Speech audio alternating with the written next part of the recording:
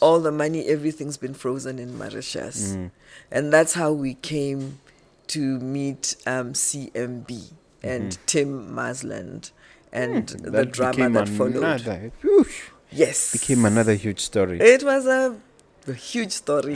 Yeah. From a deficit of 12 million to a credit of 750, about 700. That's huge. Yes. In a space of 5 years or 6 less. years. 6 years or so. Yes. This is Mogobe Nuggets of Wisdom podcast. We enthuse, we energize, we inspire, and we empower entrepreneurs and entrepreneurs of all stripes in BW and beyond. Hello and welcome to another great episode of Mogobe Nuggets of Wisdom podcast. Always a delight, guys, to introduce to you yet another great entrepreneur, a trailblazer, a difference maker, and do I have one for you in the field of insurance, in the field of corporate insurance in general. I'm talking to you about the founder of Bona Life, Regina Vaka. But before she comes on, let me ask you to strike that subscribe button, that notification bell.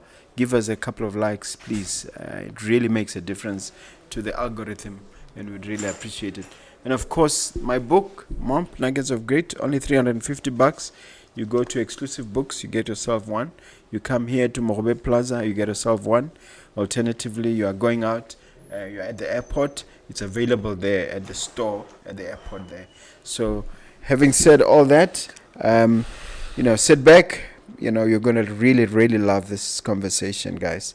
Let me welcome my guest, Regina Vaka. Thank you, Mom. Hey. I can call you Mom. You can. It's allowed. The book is called Mom. Everybody calls me Mom. Okay, thank you so much for having me. Yes. I'm really honored. Thank you very much. I watch your show all the time, so I'm honored to be here. Wow, thank you. I'm going to start off by asking you the obvious question, your background. Start with, it's way back at secondary school, just, a condensed CV of some kind. Okay, I don't think my background is any different from anyone in our generation because we went through almost very similar backgrounds, except that I went to 6 primary schools to do 7 grades. Really? Yes. What was so hectic? My parents were traveling, my father was studying, all that backward and forward. Okay. And that's why I don't have friends from childhood, really. And then my source of stability came when I went to Mataspe College, which is a Catholic school in Francistown. That's where I spent the longest time at school in my life. From Form 1 up to Form 5. Wow. And then I came to the University of Botswana for 2 years to study law, the foundational part, and moved to Edinburgh for 2 years with you in tow. Actually, I wasn't a year ahead. And you guys followed. That was a hell of an experience. It was a good experience. Very, very good experience. And then after that?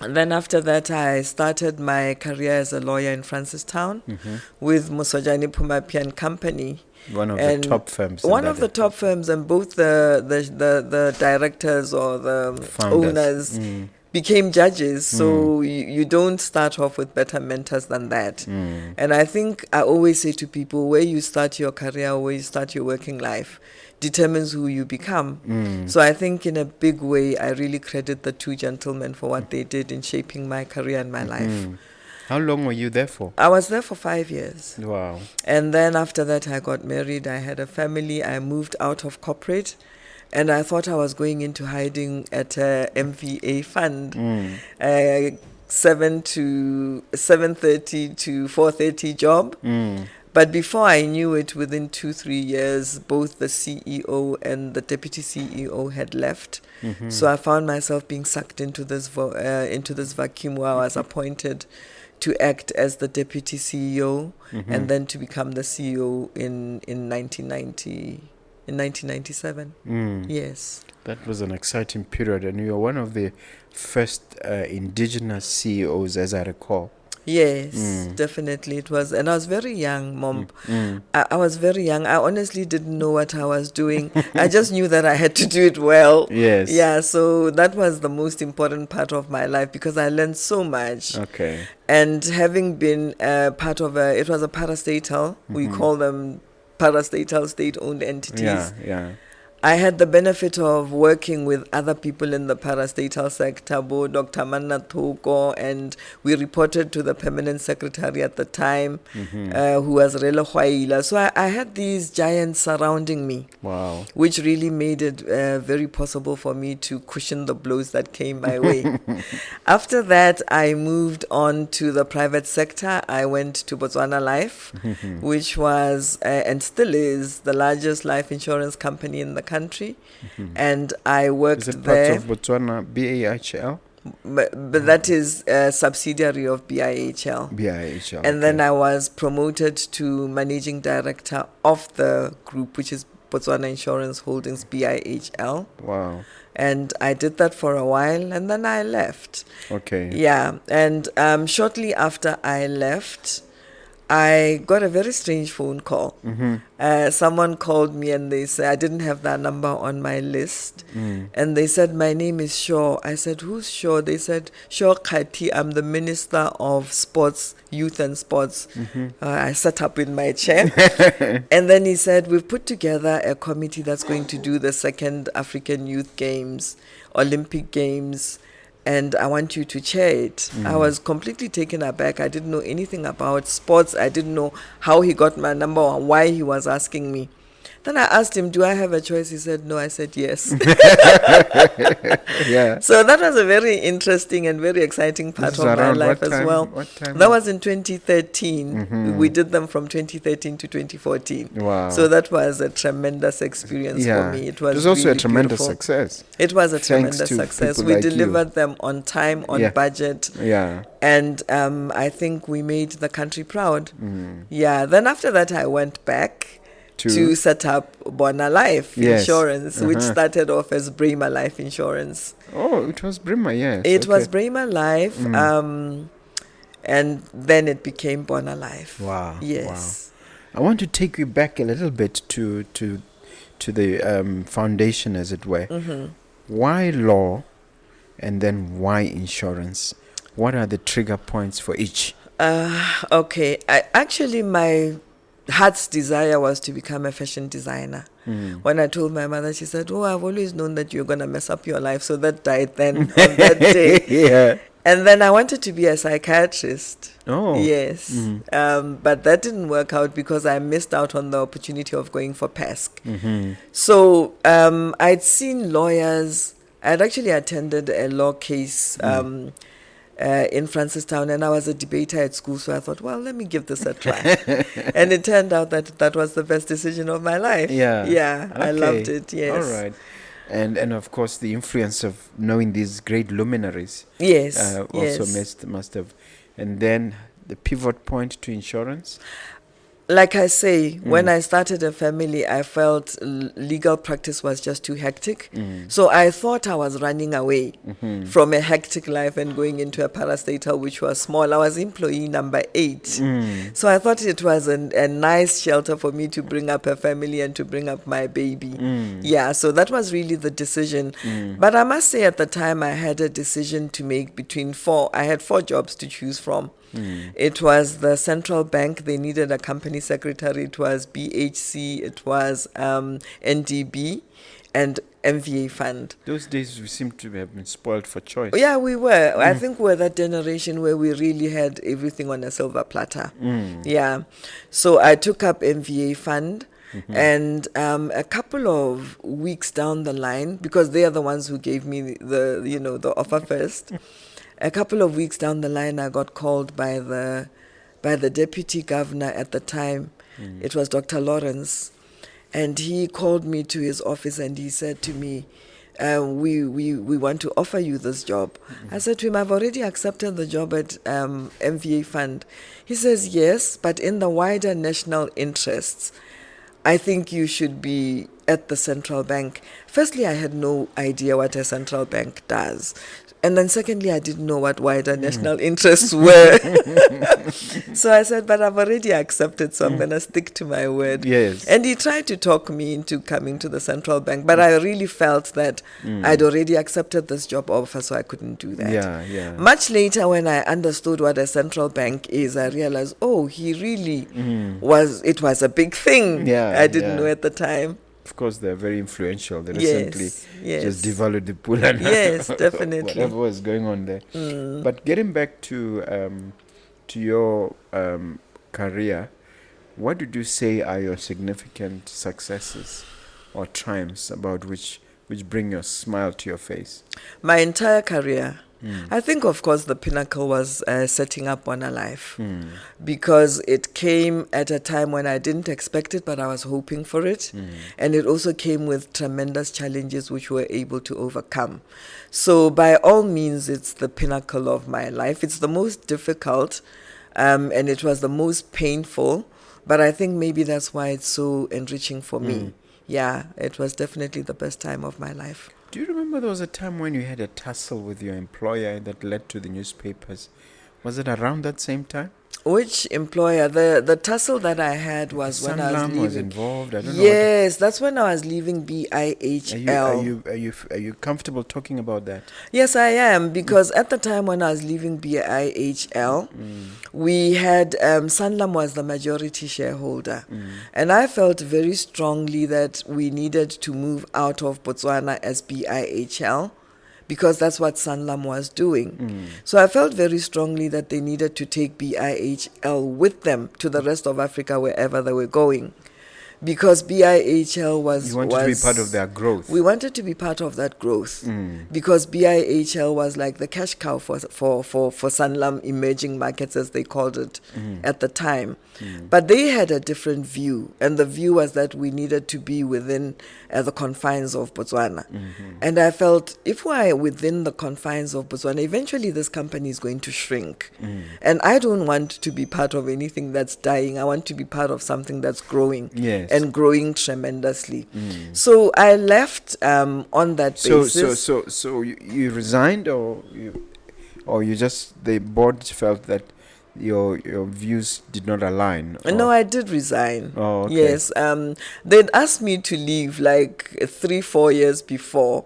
And I said, you know what, I think you have miscalculated. I'm not ready to leave because I've got good things to do here. Yeah. And the fact that our ideas are not aligned is neither here nor there, because I know what's good for the Botswana market. So I'm going to hang around and deliver for you. And I did. Yes. But what ultimately really broke the camel's back was the fact that I felt we're being prevented from expanding. And I was vindicated because at the time when I was having that tussle, BIHL was represented in 3 countries, I think, outside of Botswana. It was Zambia.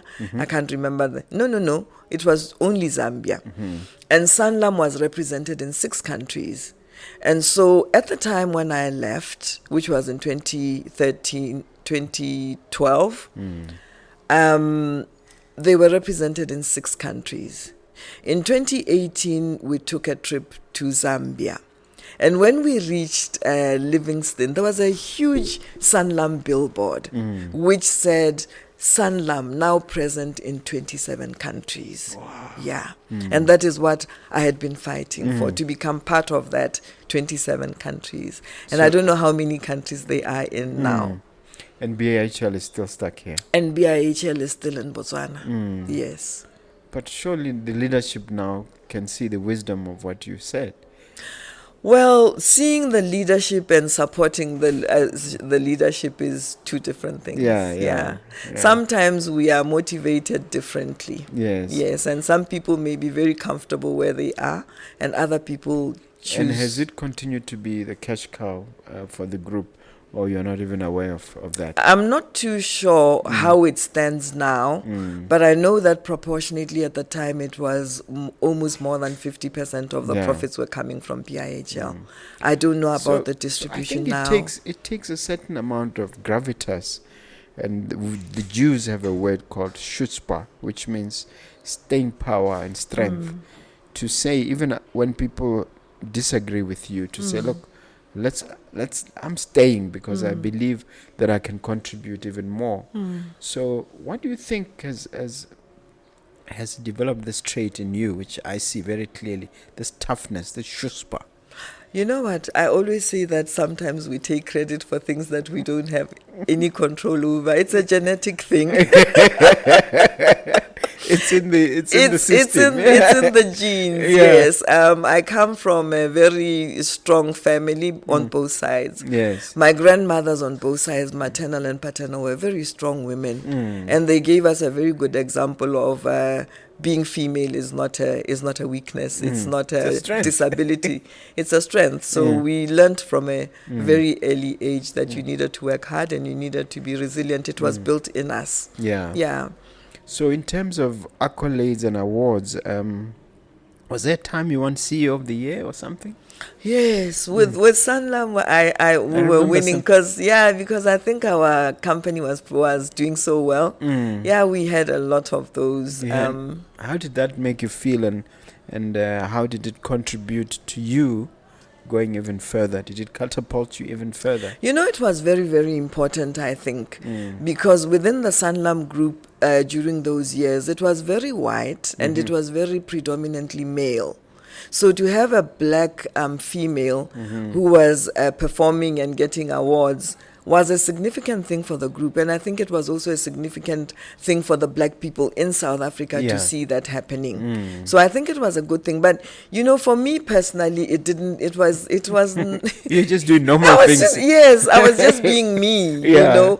I took those awards for the team because I knew that the team really put their necks out for me. I know you want to just, belittling it, but isn't it the numbers show that the place almost 10x under your leadership? Yes. Tell me more about that, because numbers don't lie. Numbers don't lie. Numbers don't lie. When I was at MVA Fund, when we got there, the fund had a deficit of 12 million. When I left there, it had a book of about 700 million. And that was in a space of 5 years, 6 years. And the reason for that is because we put in a strategy that became a model for the rest of the region. And the strategy was, instead of just paying out on claims, let's prevent accidents. Let's make sure that we improve the quality of life. Let's train up the police as best as we can and the drivers and do road safety campaigns. But more importantly, let's invest the little funds that we have so that they can grow for themselves. So that's what happened there.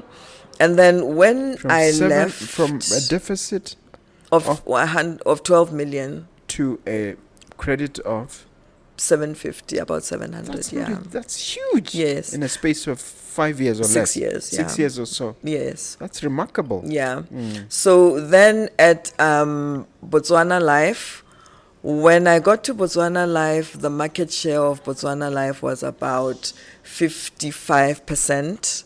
When I left, when I left in 5 years, it was 85%. Wow. So we had 85% of market by that time. It went up by 35%. Yes. Wow, that's significant. So, and obviously the bottom line, it exploded. Yes, I know for a fact because I'm a shareholder, so I was getting your annual reports, which just always on an upward trajectory. Even now, I think it's one of the companies that are doing extremely well. Well, that's what happens in financial services. Once you hit that critical mark where you've got sufficient money and investments, the money makes itself. Yeah. It's self-perpetuated. As long as the leadership is watchful. Sound. As long as the leadership is sound. Yes. All right. So I think that you deserve a huge round of applause for that. But beyond just going to Cape Town to receive the award, how would you describe that experience? I mean, in terms of the impact it had in the organization, in terms of the people you are mentoring, and outside those who are looking at you as a woman CEO. Yeah. You know, the thing is, Mom, I never really see myself as a woman CEO. Yes. I don't get give myself any credit for being a woman. It's an accident of nature. So I don't focus on it. Yes. I focus more on the fact that I'm a leader.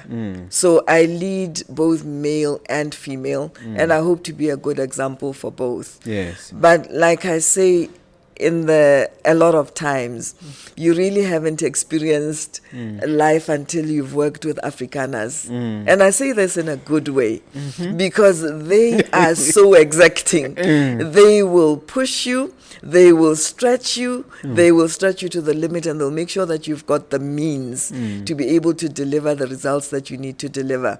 So it's a very wonderful experience to be able to work with people that know that there is potential and they're prepared to make that potential grow.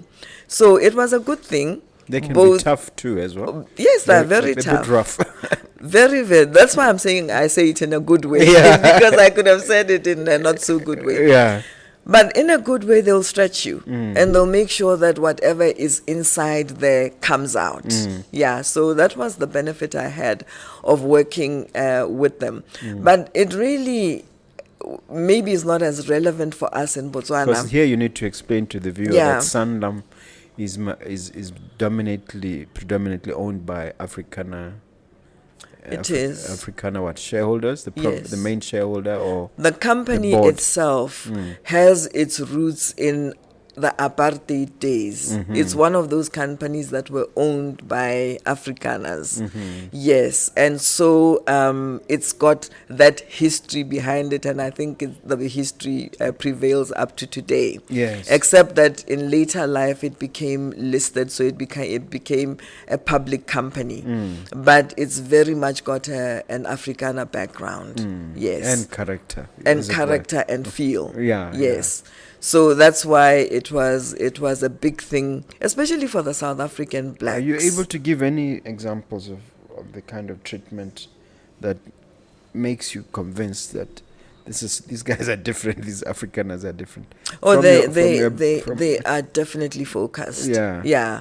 They know what they want, and they know that they are going to get it. And if you are in the way of them getting it, they're going to get rid of you. And if you are in the way of making it happen, they're going to be good to you. So they don't waffle and play duplicity games. They're very direct about what they want. And they don't leave you confused. So I guess in a sense it resonated with me because that's my grandmother. Yeah. That is the background that I come from, with people that are very direct. They don't leave you confused. You know what they want. You should deliver it for them.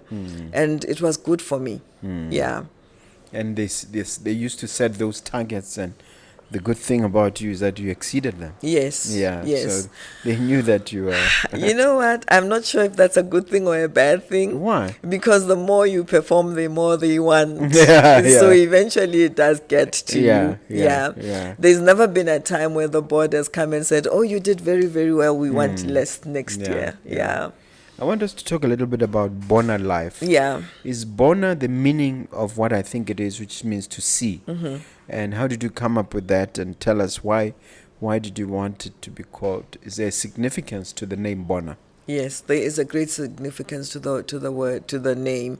But like I say, it started off as Bona Life. Yes. And a bit of background: when I had left BIHL, I applied for a job in one of the parastatals. And the board, according to the chairperson, wanted to appoint me to that job. But the minister didn't approve. And to this day, I really admire Mama Kwinja, Mevelemina Makwinja. She was the chairman of that board at that time. She called me and she said, "Where are you? I'd like to talk to you." I said, "I'm in Cape Town." And she said, "When do you get back?" I said, "On Wednesday at 2:30. And she waited for me at the airport. And she said to me, "I have some sad news. We really, as a board, would have liked to appoint you, but the minister didn't approve." So I said, why is it sad news? She says, oh, because we wanted you, we wanted you to come and work for this entity. And I said, but the decision is not yours. Yeah. So why are you saddened? You should just be. It didn't bother you one bit. No, it didn't, because that's how it is. If somebody doesn't want to appoint you to a job, why should you worry? Yes, why should you worry? Because you'd never be able to work with them even if they did appoint you. And I kid you not, as I was leaving the airport and I was with her, I got to the door and I met Bilkis. Bilkis was also in the insurance industry. And she says to me, where have you been? I've been looking for you the whole time. I said, I was in Cape Town. She says, yeah, I couldn't get through to you. I've got these guys from Mauritius who are looking for a local partner. But they are leaving tomorrow on Thursday, so you need to meet them tonight. I said, okay, I don't mind meeting them. So I met with these guys, and they wanted to expand into Botswana. These are the Bremer guys. These are the Bona Life guys. Yes, they were from Mauritius, and they wanted to set up shop, and that's how the partnership started. Because I said, I don't want to work for anyone anymore. I think I've done enough of that. So if you want me to work with you, it will be as a shareholder, and that's how I got my 25% stake in Bona Life, which subsequently became Bona Life. Yeah. There was something controversial about Bremer that the Yes. newspapers picked on. Ooh, I tell you. Tell us about that. Well, it was political. Because the main shareholder of Bona Life was good friends with the Prime Minister then. In Mauritius. And the Prime Minister lost elections. So I think there was an entire sweep to get rid of everyone that was associated with him, including our shareholders. So they went in and took over those businesses. Was it a partly government-owned entity? No, it wasn't partly government-owned. So how can they... politics influence it? I'm not very sure about the politics there, but that is what happened. So they went in and they seized all his companies and subsidiaries, including Bona Life in Botswana. Now, on what basis? On the basis that he had enriched himself using the friendship that he had with the Prime Minister. So they felt that some of that wealth was not properly obtained. There was nothing about an illegality or drugs or things like that? No. Not to my knowledge. Yeah. No, it was just a question of you benefited through the system and you got this business and that business and that business, and therefore you had an unfair advantage over others. Yeah. So we worked with the regulator at the time. It was Ramasedi, to say we don't want this to contaminate us here. The regulator, as in trying to of the of Mbifira. Yes. So we worked with the regulator to say we don't want this thing to spill over into our market. So the best thing for us to do as shareholders is to part ways with the Mauritians, and then we'll look for new shareholders when we've parted ways with the Mauritians. And that is what happened. So Nigel Dixon Warren was appointed as the statutory manager of Bona Life at the time, because it was in trouble. The main financier had been taken over by the government. So was it under judicial management or liquidation? Yes, it was under statutory management. What does that mean? Act. It means you appoint someone legally to look after this entity because it's in distress, and then they will make sure that it doesn't fall apart. And run it until the distress is over, which is what Nigel Dixon Warren did. And after, while he was running it, part of his responsibility was to look for fresh partners that could step in on behalf of and inject Life capital, and inject capital. Because all the money has been frozen in Mauritius. All the money, everything's been frozen in Mauritius. And that's how we came to meet CMB and Tim Marsland and the drama that followed. Yes. Became another huge story. It was a huge story, Which hasn't ended, really. Well, maybe it has ended because it is said that Tim Marsland has died. Yeah, so we don't know how it's going to pan out. Where are the millions? Sorry? The question that we asked ourselves is, where are the millions? The millions, some of them have been found. I believe the liquidator is still working on finding the rest. Okay. Yeah. But anyway, let's go back to where you were. You were still sharing with us how then the switch from Brima to Bona. Yes.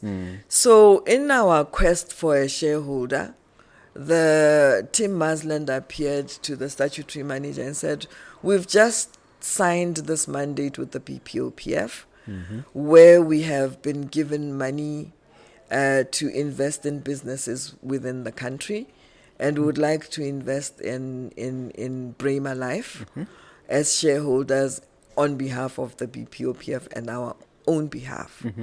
And Nigel ran it past me because he was the manager, but I was still the CEO in waiting. And he ran it past me, and I said, wow, this is splendid. Because in my understanding, those were BPOPF funds. They were government pension funds, and there was no bigger and immediate way of spreading the shareholding to Botswana than by having the BPOPF as a shareholder. So I was excited about it. I said, Nigel, I think this is a good move. Let them inject the capital into the company. You already worked out how much was needed from them? Yes, we had worked out. Yes. And they were going to take a percentage? Yes, they were going to take a percentage, and then they also took a percentage on their behalf. Yes. But a minority cut? Yes, a minority, yes. So we felt it was the perfect solution that we needed at the time. Yeah.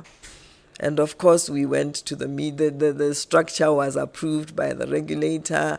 Everything was put in place. We went to the media. We announced the shareholding. I was excited. Yeah. What would then? Because you had certain clients at Brima. Yeah. How would you just transition? How did it work? Transition from Brima to Bona with the clients, the customers? Well, that's why the statutory manager was there, because the statutory manager is appointed to make sure that he looks after the public interest. So the statutory manager would have been very concerned to see that any of the money that belonged to the policyholders remained in place, and that transition worked smoothly from Bona Life with the new shareholders. So that's what Nigel did had it work to do. smoothly? It did. It did. Yeah, but that's something. What happened? And then what happened was we then got into this new relationship with CMB, Capital Management Botswana, Tim Masland and Re Okaile Rapula.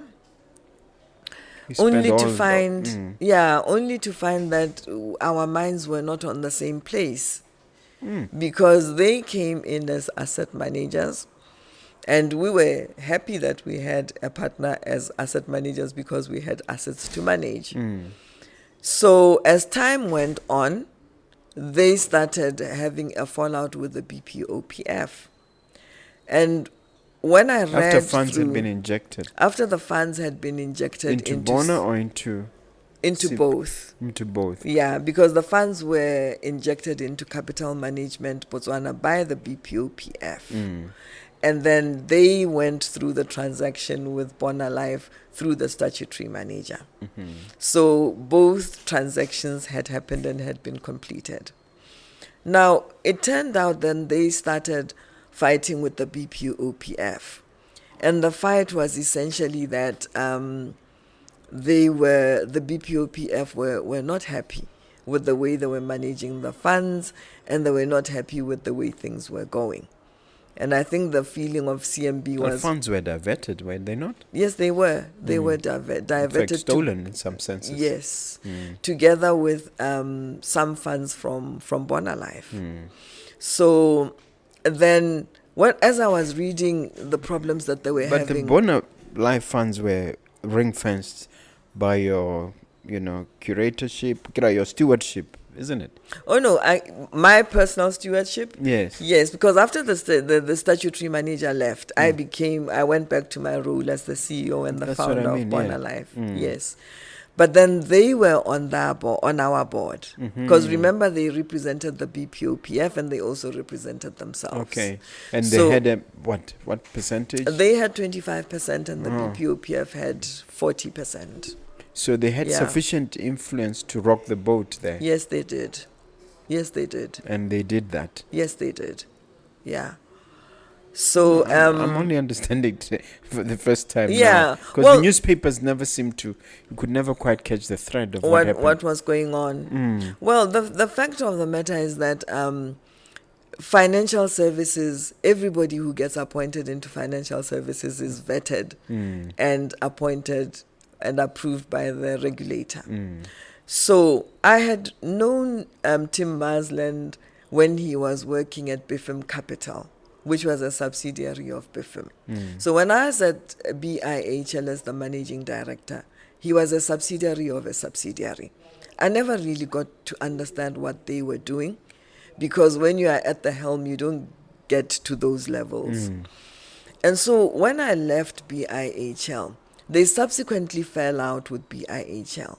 And I didn't know the reason why. The reason emerged later, that they had swindled BIFM, and because BIHL really as a listed company couldn't afford the negative publicity, they settled with them and got them to leave. And after In other words, they got away with murder. They did. After leaving BIFM Capital, then that's when they formed Capital Management Botswana. And by that time, I was home nursing my father. I really was not incorporated. I didn't know what was going on. I didn't know the reasons for the fallout. But what is important to point out is that this fallout was never reported to the regulator. So they went into a private deal with CMB. They probably had non-disclosure agreements and all sorts of things. Yes. That kept it confidential. Exactly. So these people continued being in the market. And nobody really knew why they left BIFM. You use the word swindling. Yes. Isn't that a strong word? It is, but it's the truth. How did they swindle? They put together contracts that enabled them to become the ultimate beneficiaries of the assets that they were managing. Which is the ultimate conflict of interest imaginable. Yes, it is. And it is just and theft. were they signing both sides of the contract? No. Surprisingly enough, the other people were fine. When they were at BIFM signed and they signed. How come it wasn't vetted? Sometimes you don't read the small, finer detail. And then you don't realize. You know what I discovered through this whole debacle? I discovered that you see things in terms of how your mind works. You see things in terms of the perspective that you have. So when you are operating in financial services, the biggest commodity in financial services is trust. So you base everything on trust and in faith, and you take it for granted that the next person is doing the same. So I think it makes you a bit complacent and more trusting, and you really don't... And a little bit complicit. Yes, very much complicit as it turns out. Yeah, because now you realize that I thought these people were managing funds on behalf of the BPOPF, and they thought these funds were theirs. And I remember in one of plain the fights, and simple. Yes, they claimed ownership over the they money. claimed ownership, and they spent it as if though it's theirs. Yes, without any legal basis, without any or legal even basis.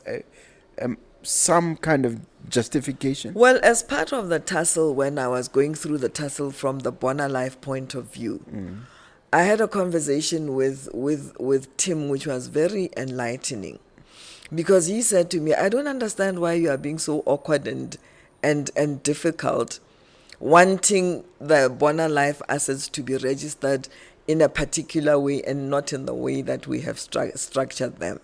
And I said to him that because the way that you've structured these assets, you are ultimately the beneficiaries, but you are actually supposed to be structuring them in such a way that you are holding them on behalf of Bona Life. Yes. And then he said, but these funds, okay, we can do that. That's a separate discussion we can have. And I said the same thing applies to the BPOPF. And he said it doesn't apply to the BPOPF because we signed a mandate. But these are with them. public funds. We signed a mandate with the BPOPF where we can manage these funds to their exclusion and in whatever way we felt was the best way to manage the funds. I said, that's all well and good, but at which point did the ownership transfer to you? Under what mechanism? Just explain to me. And that's when I had my aha moment, because I realized these people actually think that this money is theirs. It's a donation. I didn't think that they thought the money was theirs. I said they're pretending that the money is theirs when they know it's not theirs. So I'm in deep trouble because I assumed they knew the money wasn't theirs. Yeah. So that was really at the end, at the bottom of the tussle with CMB, was the fact that they had gotten an amount of 650 million from the BPOPF. That's a huge amount. It is a huge amount, but it's not unusual. In financial services, that is what you do. You give people mandates to manage your money because you can't manage it to yourself. And that is what the BPOPF... Out of that 650, what became of... How was it split? They invested in several companies. They invested in Bona Life, 50 million, Cell City, 50 million. Yeah.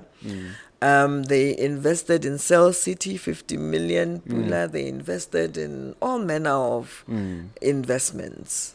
But of course, they bought themselves fleshy assets as well. No, I don't think they did that. They just... Because I heard of vehicles and assets in Cape Town and for Marshall or in South Africa. Yeah, that's the whole thing. Those assets belonged to the pension fund.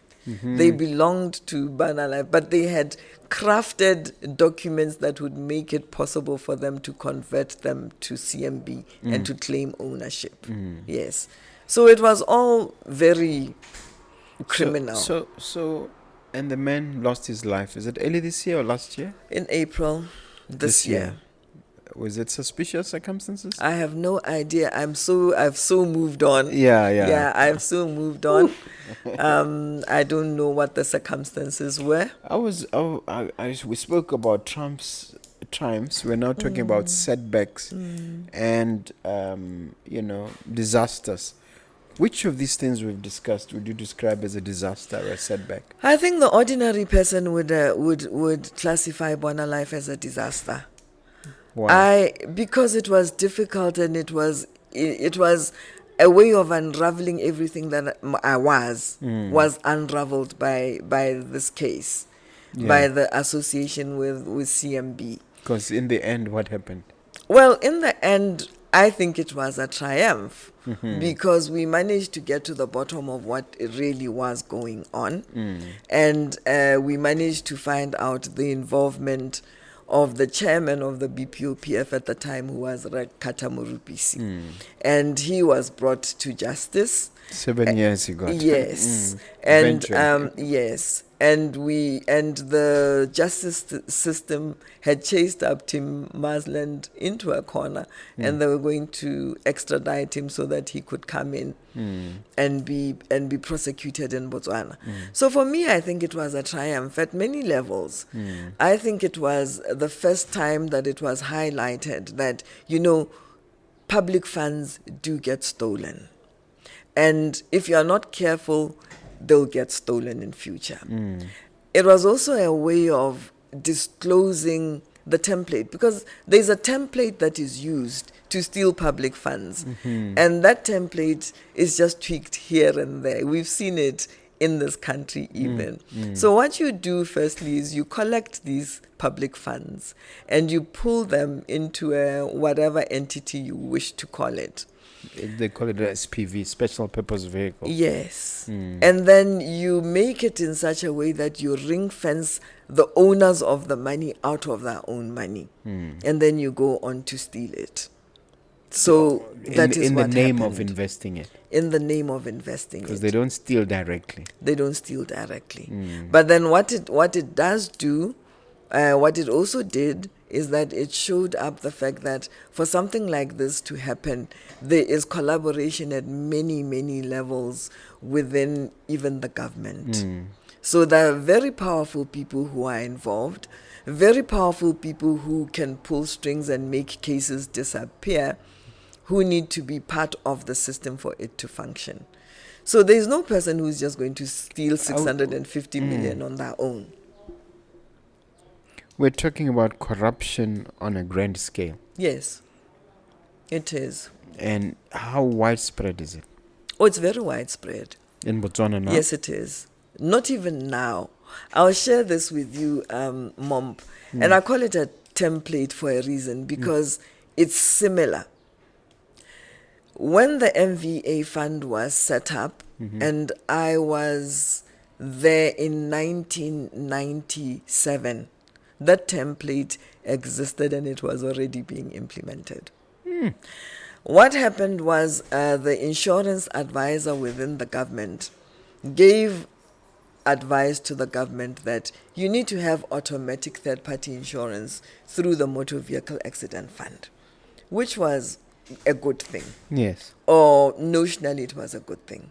So this was created, but what we forgot, or what was never really interrogated, was you are moving this liability from the private life insurance companies into a state-funded entity. So the private companies from which you've moved this liability should participate in funding this entity, because they've been released from that liability. So that didn't happen. So the private insurance companies made a huge gain, because the liability was removed from them and it was set aside in a state entity, and they just got to release those profits that would have otherwise been looking after this liability. And when the MVA fund was created and it was working, what we found was that there was already I call it a value chain of people that were waiting to take this money from the fund.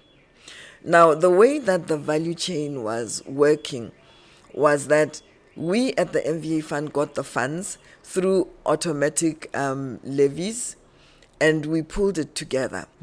But now you had a system which had now gotten police officers and ambulances and doctors in the private sector and lawyers. So these four entities had formed a cartel. I call it a cartel now. More because like I a know. cabal. Yeah, I know the word for it now. I didn't know the word then.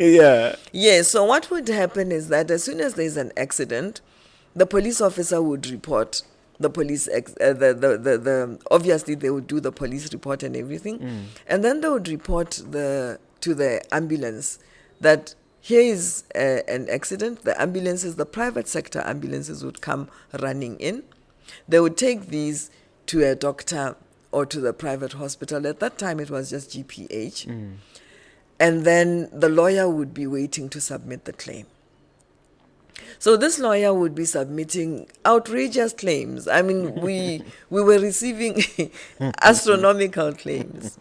And they would back them with medical legal reports. So we had doctors who were writing medical legal reports.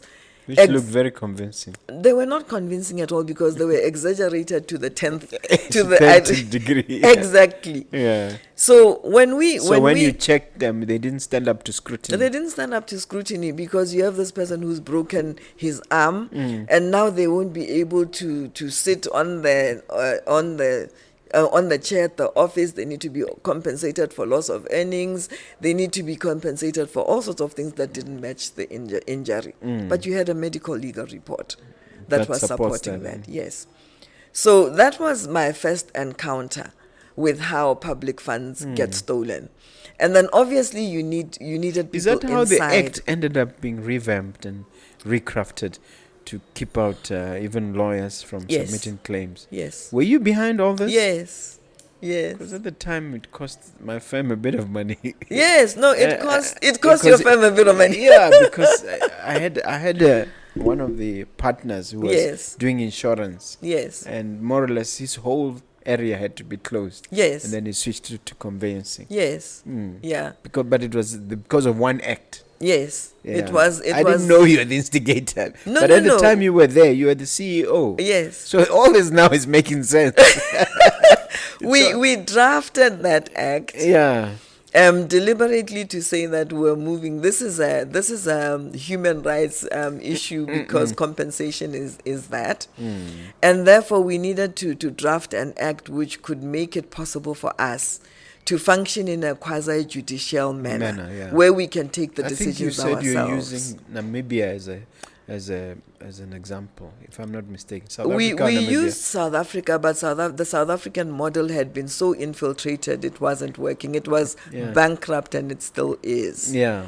But so we got this model that we created was our model. Yes, and we made it. We empowered the officers within the fund to be able to take those judgment calls and to be able to assess the claims and to award compensation. Yeah. And so that it's entire now is almost more than 10 years now. No, it's more many years ago. Yeah, it's almost 15 years. Maybe 30. Yeah, it's a long time ago. It's in the 90s. Yes. Yeah, it's a long time ago.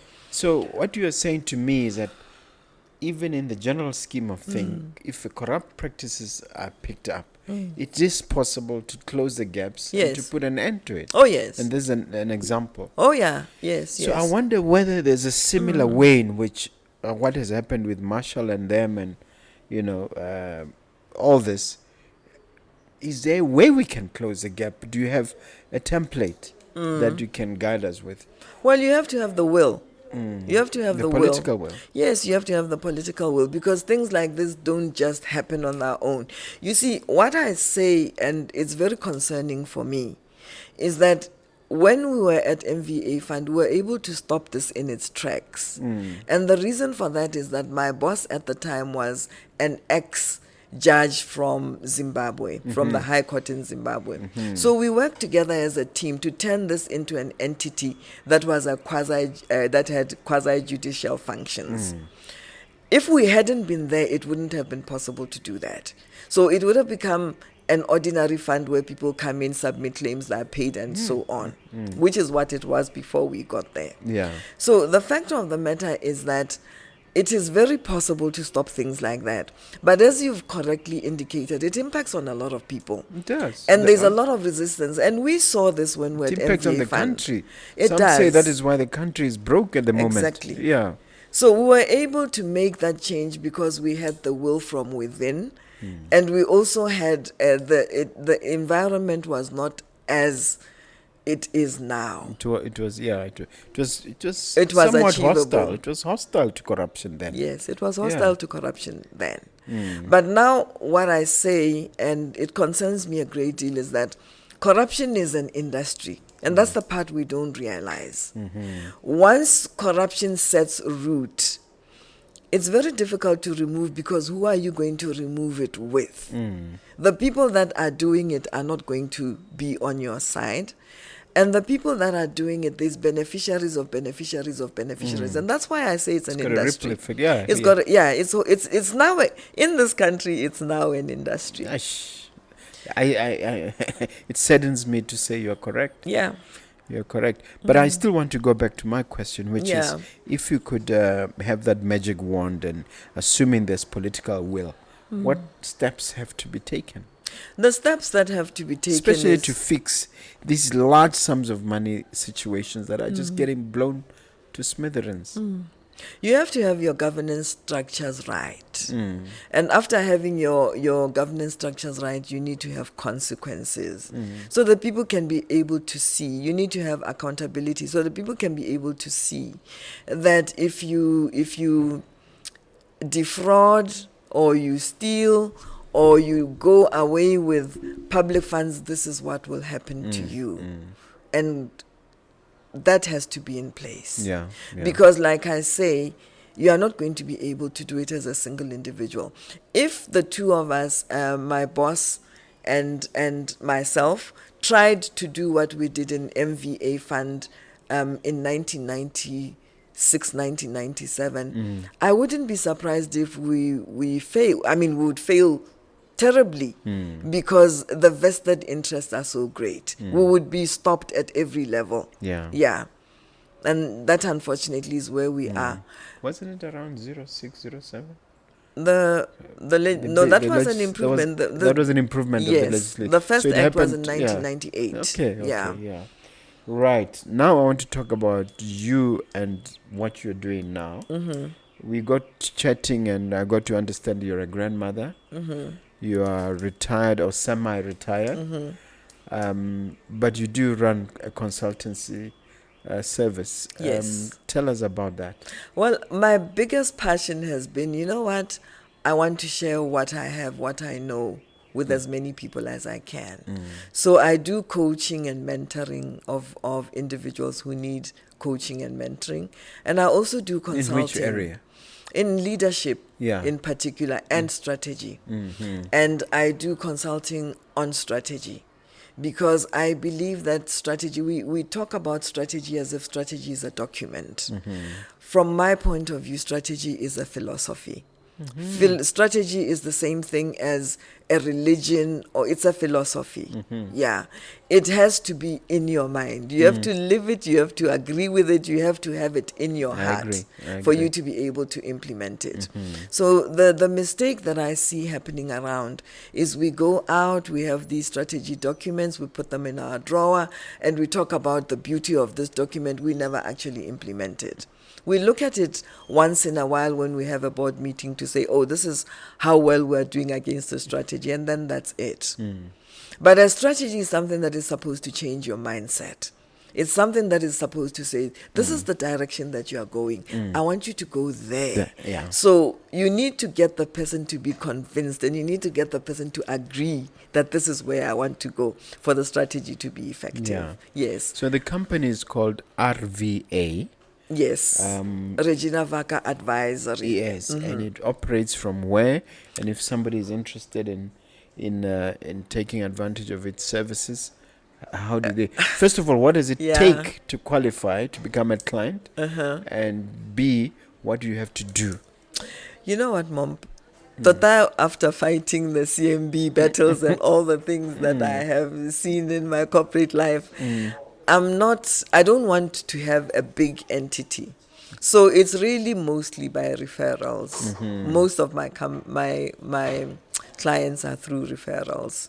So I'll get referred, for instance, by one organization to come and do a service, and I come in. And that's how I prefer it to be. Yeah. But the companies have to know about you. That's why I need to press you on this to say, like, what does it take? What sort of clients are you looking for? Corporates. Yeah. I'm looking for corporates. To be honest with you, I'm looking for corporates, but I do also get very excited about small businesses. And I'll tell you why. Because the future of any country depends on the SMEs. Yes. They are the ones that have got the bigger scope for growth. And when they grow, the economy grows. So I get very excited when I get approached by SMEs to help them out. But really, like I say, it's really on a referral basis. Okay. Yeah. So you offer mentorship as well? Yes. Tell me about that one. I offer mentorship because I remember this one time, one of the team members came to me. There were two of them. They came to me with a problem. And we sat down and we went through the problem and we came up with a solution. And he said to me, sometimes I'm so hesitant to come to you with my problems because you make everything look so easy. And then it makes me feel so stupid. That's a good one. Yeah. And I said, well, you shouldn't feel stupid. And the fact of the matter is that it doesn't feel easy. It is easy for me. Because I've been there, I've done it, and there's no reason why you should be hitting your head against the wall if you can just come and we can have a 30-minute conversation and you have a solution on something that you've been working with for 3 weeks. So that really sort of influenced my desire to want to coach and mentor people, because when you have a coach or you have a mentor, it makes your life ever so much more easy. It does. Yeah, it does. Mentorship is a secret weapon, so to speak. Yeah. Yes. Okay, so are there any companies that you've guided? I'm not saying you should blow your own horn, but it helps for you maybe to give a case study of what you've done in terms of the before and after scenario? I think I'm more comfortable to talk about the places where I worked because I don't have a mandate to talk about my clients. Yes. Yes, but to give you an example of when we were at Botswana Life, we implemented a re-engineering, or we reorganized the entity completely. And we had a thorough analysis of where we were, and then we built what we called the as is and the to be. And the to be was the future state where we hoped to be. It was our roadmap to say, this is where we are. We are the big player in the market. We are arrogant. We are very complacent. And everybody comes to us because of our size and our brand. But we need to move away from that. In the market, yes. Yes. And we only basically have 2 sources of revenue. We need to move away from that. So we need to understand that... At the time, what were the sources? The sources were direct sales and a little bit of corporate sales. Okay. So we need to move away. Mainly short-term insurance, though. No, it was long-term. It was life insurance. Life insurance, okay. Yes. Okay. So we need to move away from that. Firstly, we need to diversify our distribution channels. Yeah.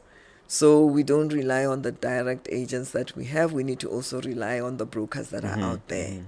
And I gave an example to say, for every broker that is not working for you or with you, they are working for your competitor.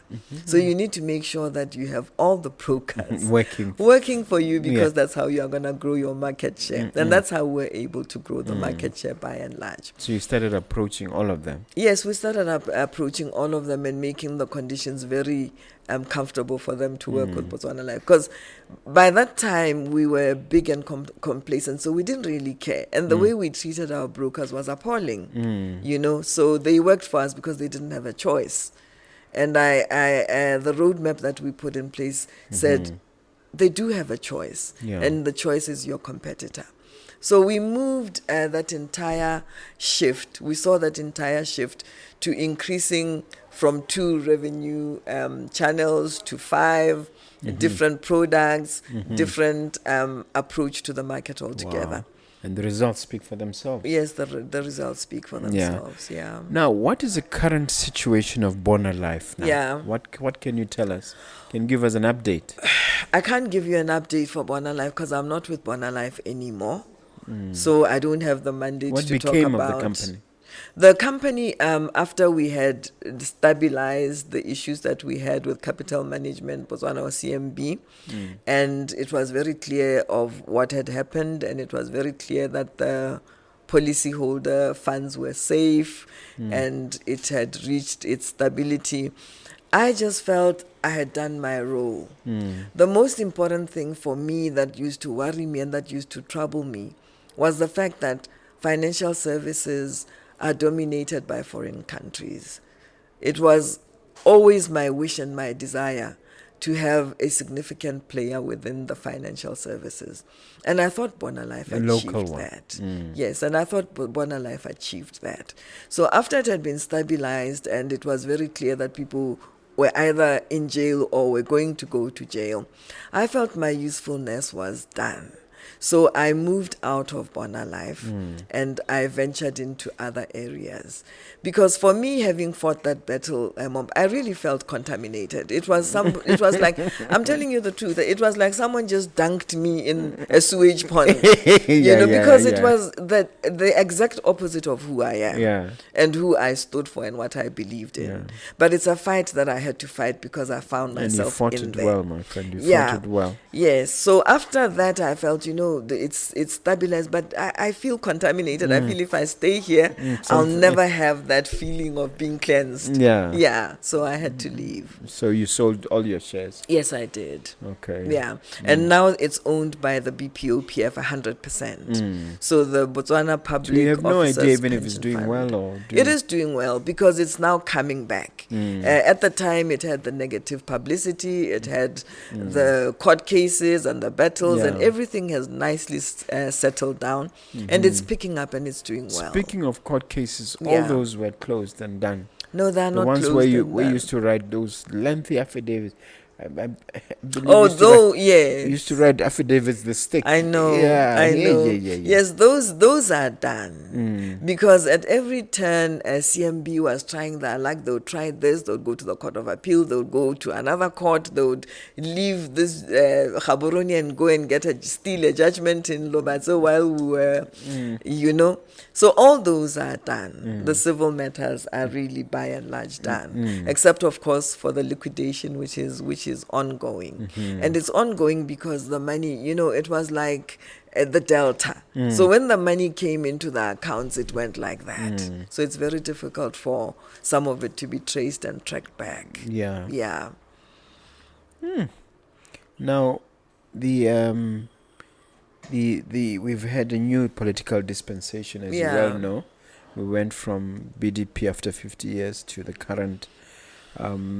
I think as a former CEO of a very big company, you are qualified to give a general remarks and comments of what you think is happening, especially in the context of things like the recent devaluation and what's happening. Can you share your views on the transition and what is going on? Well, I think that if I was in the UDC, I would be spooked because I would have spent so much time wanting to be a leader of a country that is envied by the rest of the world. And then now I'm a leader of a country that is in serious trouble because the economy is not doing well. Our source of revenue, which is diamonds, is not doing well. Because even the reserves, I believe, have been... The reserves have been depleted. Whew. Yes. Significantly depleted. Very significantly depleted. I mean, never in my dreams did I ever imagine that the central bank reserves would be depleted. Because the way Masire created it, because I mean he was the Minister of Finance, Development and Planning and used to talk about this a lot, is that this is Makata di match. Yes. The reserves should not be touched. And now look where we are. But anyway, just finish your thoughts there. Yes. So an uncle of mine put it so succinctly. Mr. Holonga, I spoke about how my grandmother was a Holonga. Yes. He said, when you rescue an accident victim and they're bleeding profusely, you need to make sure that you stop the bleeding before you First infuse. and foremost, yeah. Exactly. Before you infuse new blood. And I think that the challenge for the new dispensation is that they have to find ways of stopping the bleeding. And the country is bleeding in various ways. Firstly, there's a lot of wastage. If you just talk about wastage, without even talking about the corruption.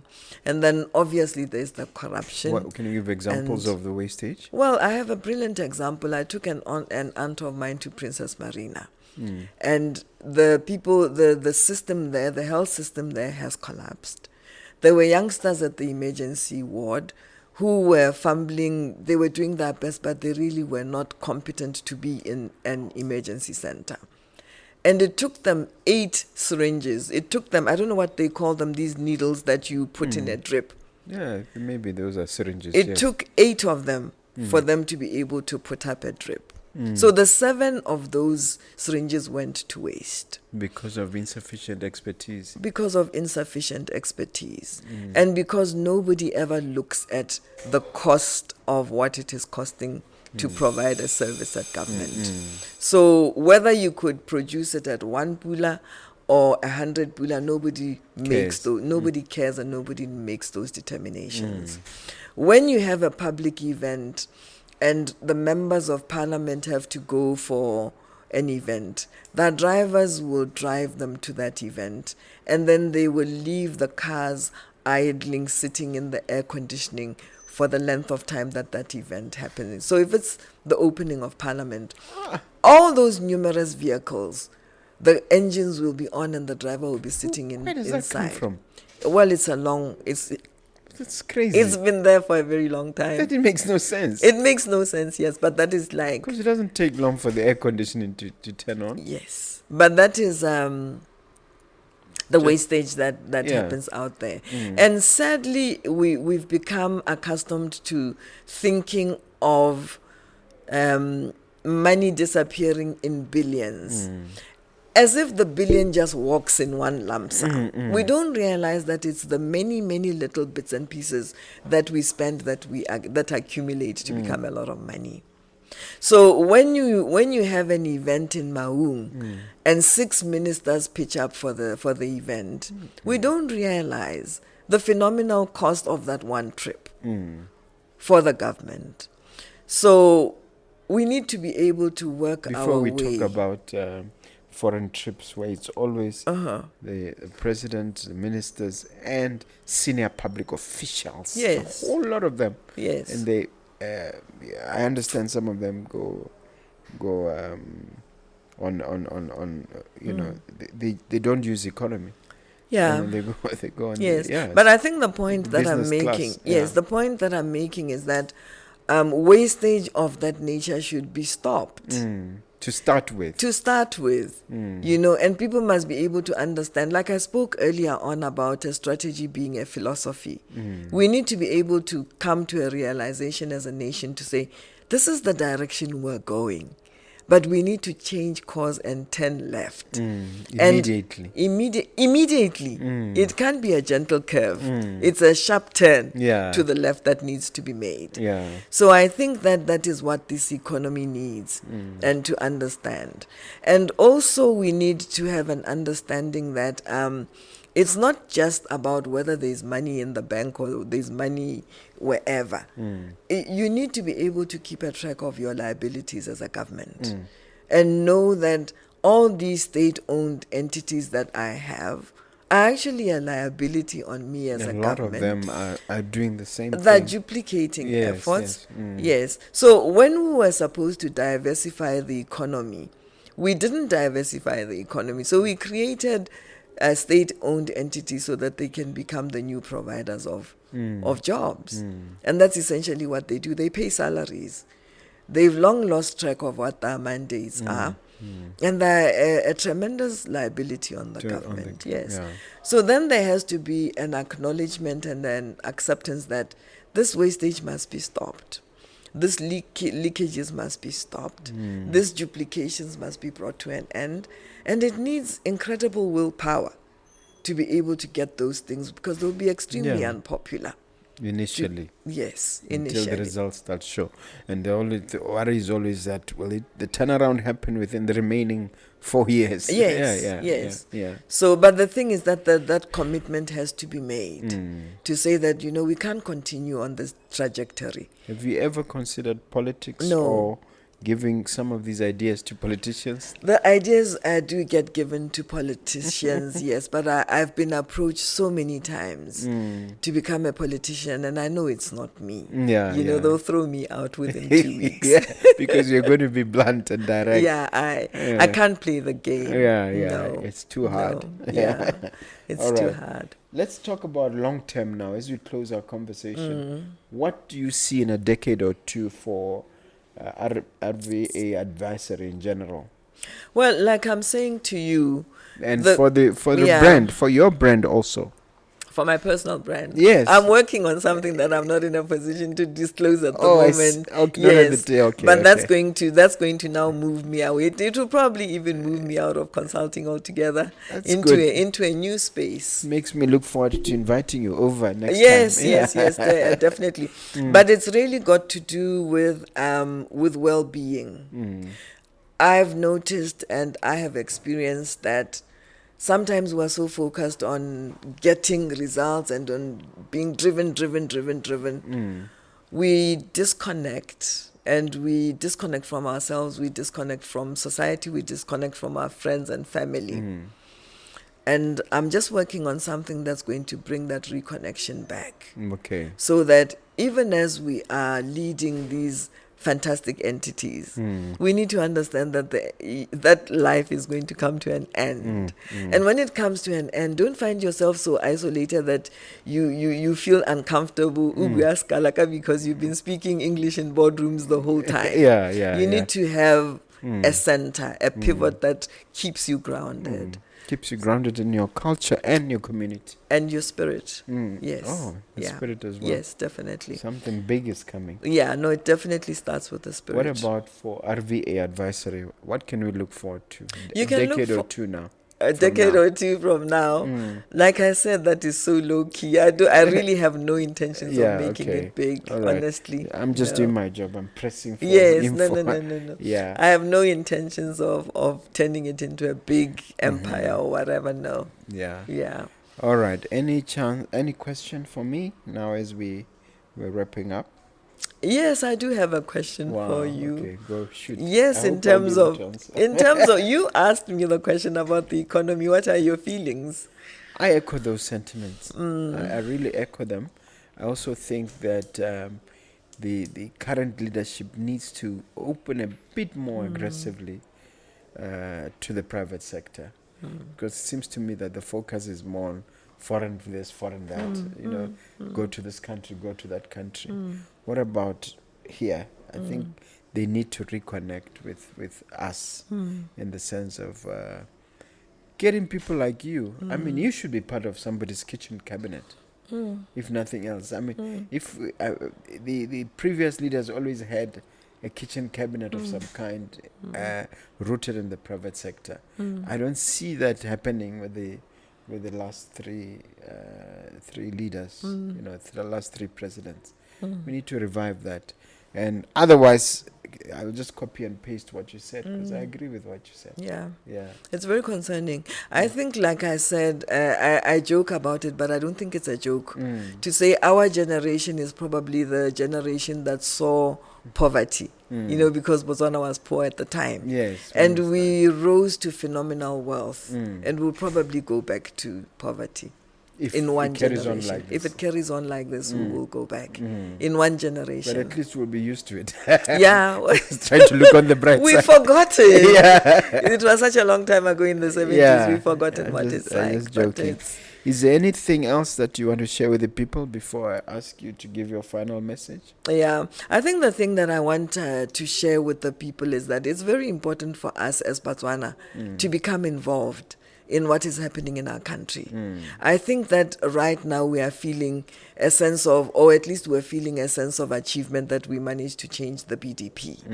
And we've put a new administration in place. But the new administration, any administration, is as good as it is held accountable. So I think it's very important for us to move out of that space where we joke about things, we talk about them on Facebook, and really become engaged in understanding what the issues are, in understanding what needs to be done for the country, so that we don't just expect what the politician says they're going to do for us. We need to have a clear understanding that this is what the country needs. This is what the people need, and to be able to demand it. Wow. So we need to say, yes, we crossed the Rubicon by changing the administration. Now we need to cross another Rubicon of changing the way that we interact as a society, especially towards our leadership. Yeah. All right. One final message, this time to an individual who's looking at you there, somebody maybe from the rural areas, maybe a young entrepreneur. One party message that sort of wraps everything up. Go ahead, the camera is yours. Okay, I feel privileged to have been in the era that I was in. And a lot of what I was able to do is not because I'm necessarily a great person. It's because of the circumstances of the country at the time when I was able to achieve. There are many people who are more talented than I am, who haven't had the platform to be able to display that talent. And I think as a nation now, we really have reached a crossroads where people who are as talented and more talented than I was when I was in my 30s are not able to have a platform where they can expose that talent. And my last message to any Motswana who's out there listening is that this is our country. It's the only country that we have, and we shouldn't outsource it to politicians. We need to make it our business to make sure that we get them to deliver what is necessary for us. Hold them accountable. Hold them accountable. Yeah. Thank you so much. Thank It's you. a powerful message. It remains for me, dear viewer, to thank you for taking this time. I'm sure this was very, very exciting, as it was for me. I learned so much. And having said that, please strike that subscribe button if you haven't done so already. Give us a like, and don't forget to stay in touch. Finally, let me take this time to thank Ma Vaka for being so generous, for being so informative, for talking so effortlessly about our situation, and for also giving us a wake-up call as a country in this conversation we've had. Thank you so much for coming, madam. Thank you. Thank you so much, Mom. Cheers.